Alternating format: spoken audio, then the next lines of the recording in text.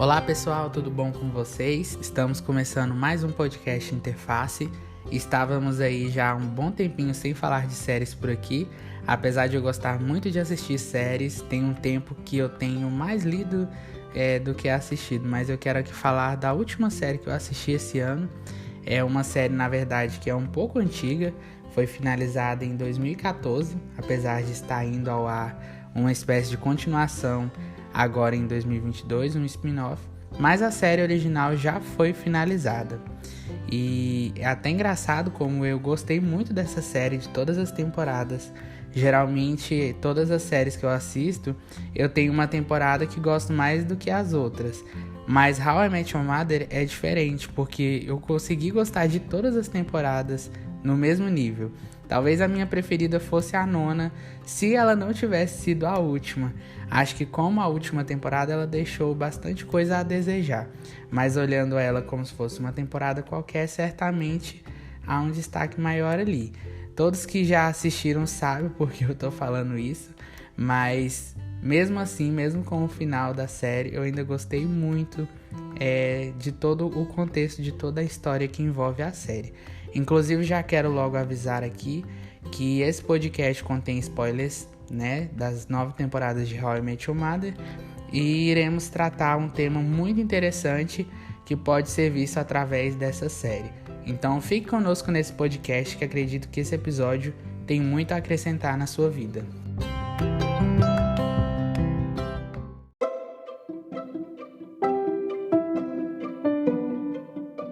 Primeiramente, eu queria agradecer a minha amiga Andresa, que me recomendou essa série.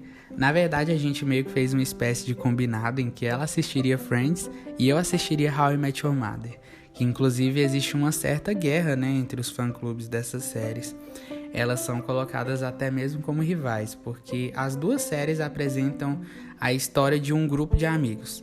Mas o interessante é que, finalizando a série, eu pude perceber que How I Met Your Mother é melhor em algumas coisas. No caso, eu prefiro essa série em relação ao roteiro e à história em si. Mas Friends ganha ainda de lavada no quesito comédia. Então acho que Friends é uma série para você assistir e se divertir. E How I Met Your Mother, mesmo sendo uma série de comédia, é uma série ainda para você se emocionar e ficar ansioso pelos próximos episódios.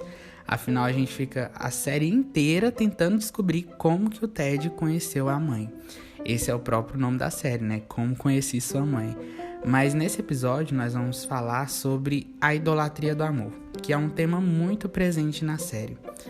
No primeiro episódio, então, a gente já se depara com o Ted, Ted Mosby, que é um arquiteto vivendo ali o auge da vida adulta, em que você terminou a faculdade e está tentando conquistar uma carreira de trabalho, mas o que pode ser claramente destacado na vida de Ted logo de cara é que a busca mais intensa na vida de Ted é por um grande amor.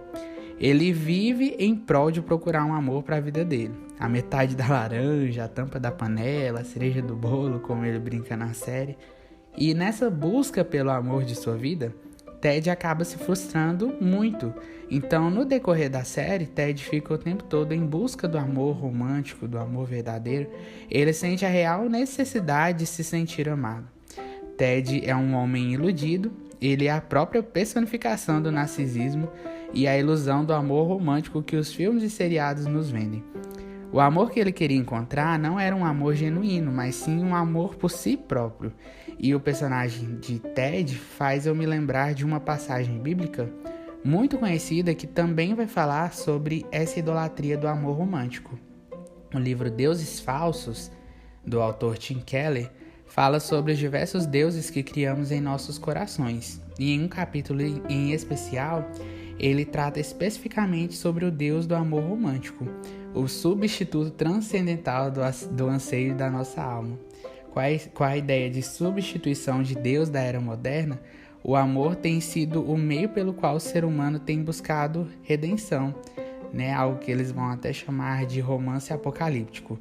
Então, para o autor, a história do patriarca Jacó e suas duas esposas configura um exemplo prático dessa busca incessante de redenção através do amor.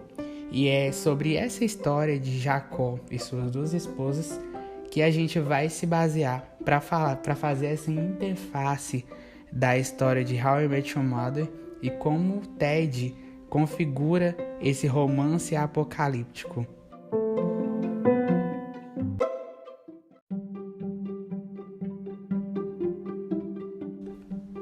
O anseio humano pelo amor verdadeiro sempre foi celebrado em canções e histórias, mas em nossa cultura de hoje isso vem sendo exagerado a um nível espantoso. Então, em How I Met Your Mother, sempre vai ter essa questão de Ted achar que vai precisar muito de alguém que o conheça melhor do que ele mesmo, né? Que insiste que apenas o romance dará apoio para ele continuar vivo, continuar sendo feliz, e ele precisa passar de um relacionamento cansativo a outro, pois essa é a única forma dele se sentir vivo, né? E existe uma história na Bíblia que ilustra como a busca pelo amor pode se transformar em um tipo de escravidão. E é a história de Jacó e Lia, em Gênesis 29, que apesar de muito antiga, nunca foi tão relevante quanto nos dias de hoje.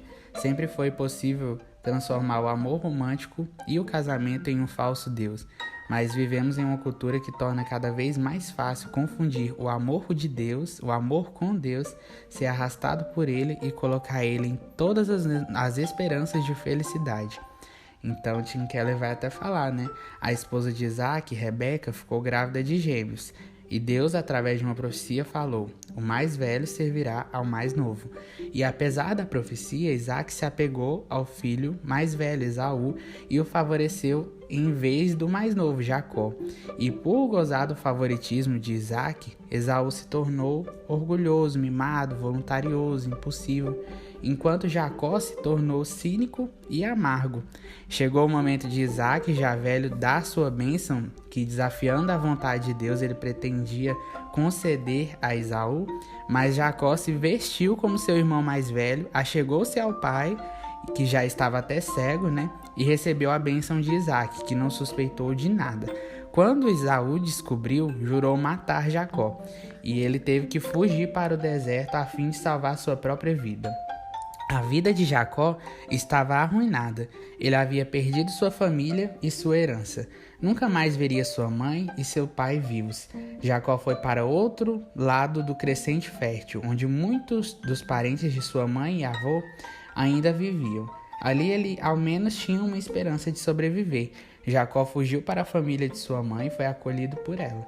Seu tio Labão o contratou como pastor de parte do seu rebanho. Quando Labão percebeu que Jacó tinha grande habilidade administrativa, ofereceu-lhe um cargo. Ele fala: como posso lhe pagar para que você cuide de meu rebanho? E a resposta de Jacó tinha uma só palavra: Raquel. O texto hebraico diz literalmente que Raquel era atraente e que além disso era bonita. Jacó estava mais que apaixonado por ela. Robert Alter aponta no texto muitos sinais que mostram quão apaixonado e extasiado Jacó estava por Raquel. Jacó ofereceu 7 anos de salário por ela, o que era, de acordo com as medidas monetárias da época, uma fortuna por uma noiva. Mas lhe pareceram poucos dias pelo tanto que a amava, diz no versículo 20. Entregue-me a minha mulher, cumpri o prazo previsto e quero me deitar com ela. Versículo 21. Alter diz que essa frase é incomumente crua, gráfica e sexual pelos padrões do discurso antigo, normalmente reticente, né? Imagine-se dizendo para um pai, mesmo nos dias de hoje: não posso esperar para fazer sexo com sua filha, eu a quero agora. Então o narrador está nos mostrando um homem esmagado pelo desejo emocional por uma mulher. Por quê? Porque a vida de Jacó era vazia. Ele nunca teve um amor de seu pai, havia perdido o amor de sua querida mãe e certamente não tinha consciência do amor e do cuidado de Deus. Então encontrou a mulher mais bonita que ele já tinha visto e deve ter dito a si mesmo: se eu a tivesse, enfim, algo daria certo em minha vida miserável. Se eu a tivesse, tudo se acertaria. Todos os anseios de seu coração por significado e afirmação se fixaram em Raquel.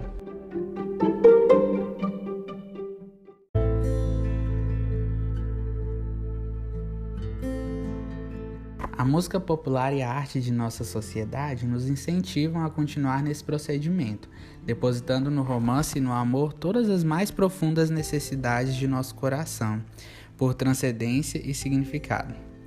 Você não é ninguém até que alguém o ame, diz as músicas populares. E somos uma cultura inteira que tomou essa frase ao pé da letra. Mantemos a fantasia de que se encontrarmos nossa cara metade, tudo o que há de errado conosco será curado. Porém, quando nossas expectativas e esperanças atingem esse grau, essa magnitude, o objeto de amor é Deus. Nenhum amor, nenhum ser humano é qualificado para esse papel. Ninguém pode viver à altura de Deus, e o resultado inevitável é a amargura e desilusão. O vazio interior de Jacó o tornou vulnerável à idolatria do amor romântico. Quando ele se ofereceu para trabalhar 7 anos por Raquel, quase 4 vezes o preço normal de uma noiva, o inescrupuloso Labão viu o quão apaixonado ele estava, e ele resolveu tirar vantagem da condição de Jacó. Então, quando Jacó perguntou se podia se casar com Raquel, a resposta de Labão foi deliberadamente vaga. Jamais concordaria explicitamente com o acordo. 7 anos se passaram e Jacó cobrou Labão: agora me dê a minha esposa. E como era costume, houve uma grande festa de casamento, e no meio da festa Labão trouxe a esposa de Jacó, coberta com um véu bem pesado. E já inebriado pelas festividades, Jacó se deitou com ela. Mas quando chegou a manhã, Gênesis 29, 25 vai dizer: lá estava Lia. Em plena luz do dia, Jacó olhou e percebeu que a mulher com a qual havia consumado seu casamento era Lia, a irmã mais velha e pouco atraente de Raquel. Tremendo de raiva, Jacó foi até Labão e exclamou: que foi que você me fez? Labão respondeu calmamente que ele devia saber que era costume em suas terras que a filha mais velha casasse antes da mais nova. Se Jacó aceitasse trabalhar mais 7 anos, acrescentou, ele ficaria feliz em incluir Raquel como parte do acordo. E ele, fisgado nessa armadilha, Jacó se submeteu a mais 7 anos de trabalho para se casar com Raquel, assim como se casou também com Lia, Podemos nos perguntar como Jacó pôde ser tão inocente, mas seu comportamento foi o de um viciado. Existem várias maneiras pelas quais o amor romântico pode funcionar como uma droga para nos ajudar a escapar da realidade de nossa vida. Foi isso que aconteceu com Jacó. Raquel não era apenas sua esposa, mas sua salvadora. Ele queria e precisava de Raquel de forma tão profunda que apenas ouviu e viu as coisas que queria ver e ouvir. Por isso se tornou vulnerável à trapaça de Labão. Mais tarde, a idolatria de Jacó com Raquel criou décadas de angústia em sua família. Ele adorava e favorecia os filhos de Raquel em detrimento dos de Lia, tornando-os corruptos e amargos os corações de todos os seus filhos e envenenando o sistema familiar. Vimos como a idolatria devastou a vida de Jacó, mas talvez a maior perda de todas tenha sido Lia. Ela é a filha mais velha e o narrador nos dá apenas um detalhe importante sobre ela.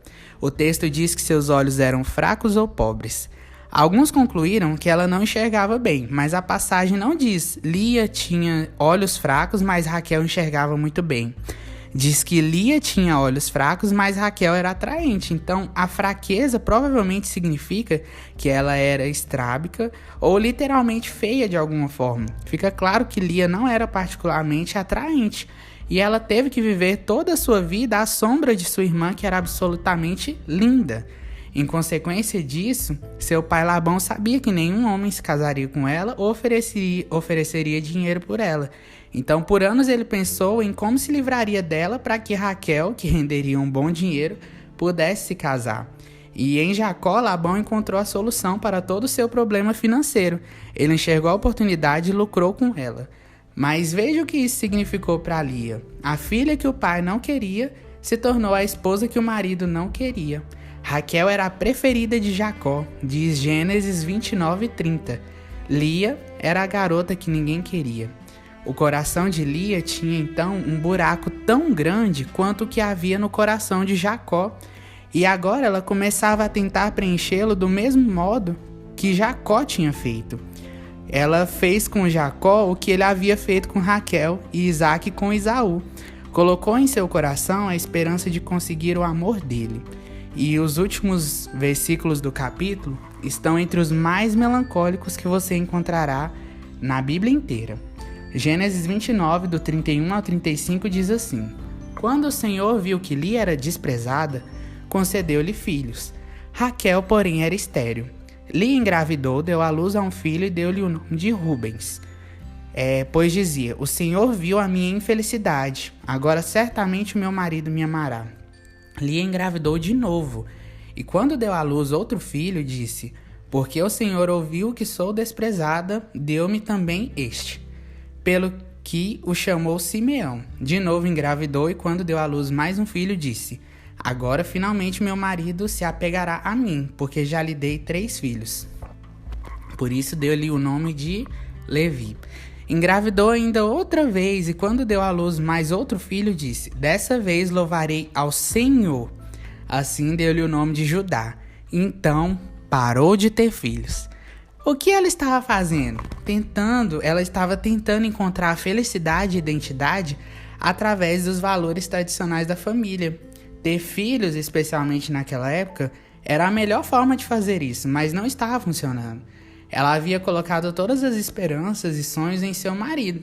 Se eu tiver bebês e filhos, então meu marido me amará, e então minha vida infeliz será consertada, pensou ela. Mas em vez disso, cada nascimento a afundava cada vez mais em um inferno de solidão. Ela estava condenada a ver todos os dias o homem que amava nos braços daquela cuja sombra vivera a vida inteira. Cada dia era como outra facada em seu coração.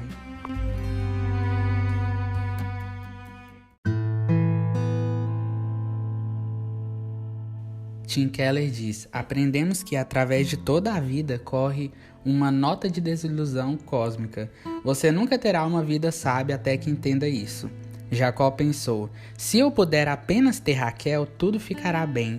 E então vai para a cama com aquela que ele pensa ser Raquel. E o texto hebraico esclarece: quando chegou a manhã, lá estava Lia. Esta é a miniatura de nossa desilusão, experimentada desde o Éden. O que isso significa?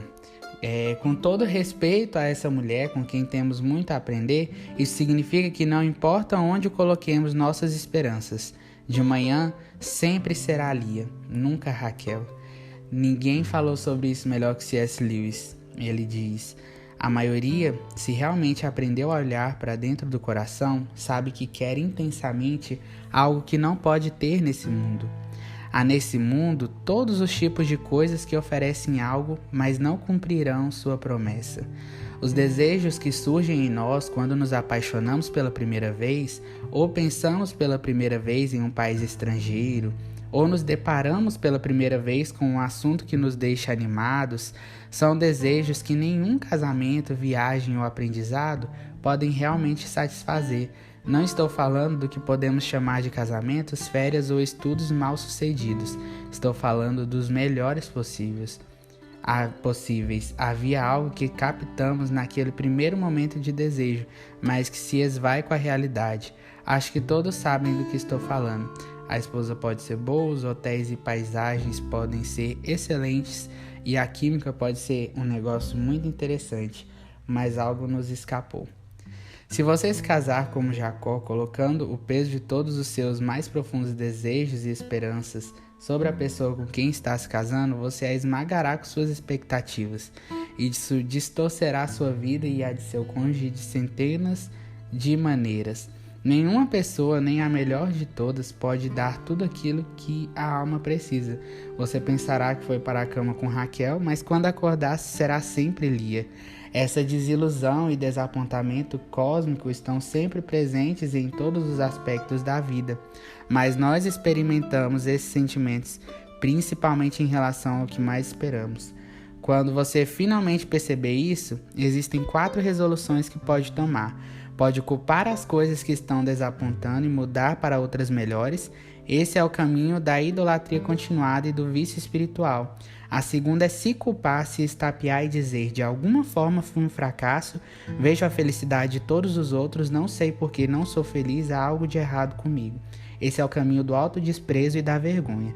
A terceira coisa é culpar o mundo. Finalmente, como C.S. Lewis afirma, você pode reorientar todo o foco de sua vida para Deus. Ele conclui: se encontra em mim um desejo que nenhuma experiência desse mundo pode satisfazer, a explicação mais provável é que fui feito para outro mundo. E Lia é a única pessoa nessa triste história a fazer algum tipo de progresso espiritual, embora isso aconteça apenas perto do fim. Primeiro olhe para o que Deus faz nela. Uma das coisas que estudiosos notam é que em todas as suas declarações, Lia invocou o Senhor. Ela usou o nome Jeová. Assim, embora estivesse em luta e confusa, ela pôde se achegar a um Deus pessoal e gracioso. E depois de anos engravidando, no entanto, houve uma importante descoberta. Quando ela deu à luz ao seu quarto filho, Judá, ela disse: desta vez louvarei ao Senhor. Havia um desafio nessa afirmação. Era uma declaração diferente das que ela havia feito depois dos partos anteriores. Não havia menção ao filho ou ao marido.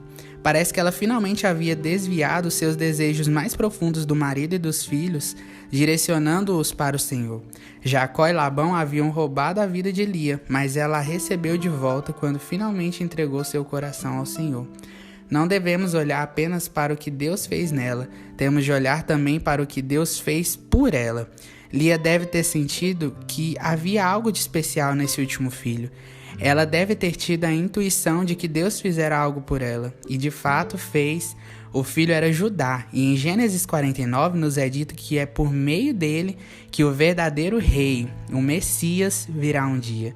Deus veio à garota que ninguém queria, a mal amada, e fez dela a mãe ancestral de Jesus. O texto diz que quando o Senhor viu que Lia não era amada, ele a amou. É como se Deus declarasse: eu sou o verdadeiro noivo, o marido das sem marido, o pai dos órfãos. Esse é o Deus que salva pela graça. Aqui está a força para superarmos as idolatrias. Existem muitas pessoas no mundo que não encontraram pares românticos e elas precisam ouvir o Senhor dizer: eu sou o verdadeiro noivo. Há apenas um par de braços que pode dar tudo o que seu coração deseja e espera por você no final dos tempos. Se você se voltar para mim e souber que eu amo você agora, no entanto, não apenas os que não têm cônjuge precisam ver que Deus é seu principal cônjuge, mas também aqueles que os têm. Eles precisam disso para salvar seus casamentos do peso esmagador de suas expectativas divinas. Keller fala: se você se casa com uma pessoa esperando que ela seja um Deus, o desapontamento é inevitável. Não é que você deva amar menos o seu parceiro, né? Ou que você não deva ansiar por um, mas sim que você deve conhecer e amar mais a Deus. Como podemos conhecer o amor de Deus de forma profunda a ponto de libertar nossos cônjuges de nossas expectativas sufocantes, voltando-os àquele para quem a vida de lhe aponta, Jesus Cristo? Deus sempre abominou a idolatria. Ele sabia que isso faria com que o homem perdesse seu propósito e comprometesse seu destino. Portanto, a única forma de nos mantermos longe dela é desenvolvermos uma vida de adoração unicamente a Deus.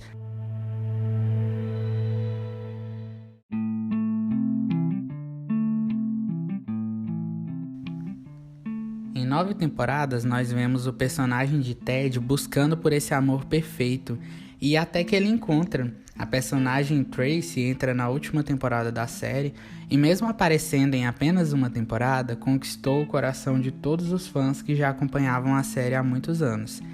E ela era uma exata cópia de Ted, mas no final da série ela acaba falecendo e ele acaba voltando para um antigo amor por quem ele já havia sofrido muito e já tinha encerrado uma história que aparentemente estava mal resolvida, né? E os fãs ficam revoltados com o final de How I Met Your Mother, porque dizem que Ted ter voltado para o Robin, né, que é o seu antigo amor, faz com que todo o desenvolvimento dos dois na série, que até o antepenúltimo episódio já conseguiram tomar seus próprios rumos, fosse tido em vão. E o final é com certeza um dos mais odiados, quando na verdade eu não encontrei nada de novo. conhecendo o Ted nessas 9 temporadas, não conseguiria enxergar outro fim a ele. É claro que os roteiristas poderiam ter mudado, inclusive não acho que tenha sido legal a Tracy ter aparecido só no final da série e ter interagido tão pouco com o Ted, afinal ela era a mãe dos filhos dele, mas o final dele com a Robin mostra a idolatria do amor presente na vida de Ted desde o início até o final da série. Ele não se contentou com o amor vivido com Trace e ainda buscava algo maior. Então, novamente, com a trompa azul que ele roubou no primeiro encontro com Robin, ele vai até ela para reconquistá-la novamente, né? E aí a gente percebe quanto aquilo é um vazio na vida de Ted, né? Que mesmo depois de viver o seu grande amor, ele ainda busca outro amor novamente. Ele precisa sempre preencher aquilo. E será que muitas vezes não somos como Ted? Será que não preenchemos os nossos vazios com o amor, com a família, com o dinheiro, com o trabalho? Idolatria não é só adorar uma imagem ou uma escultura. É colocar algo em um lugar que só Deus deveria ocupar.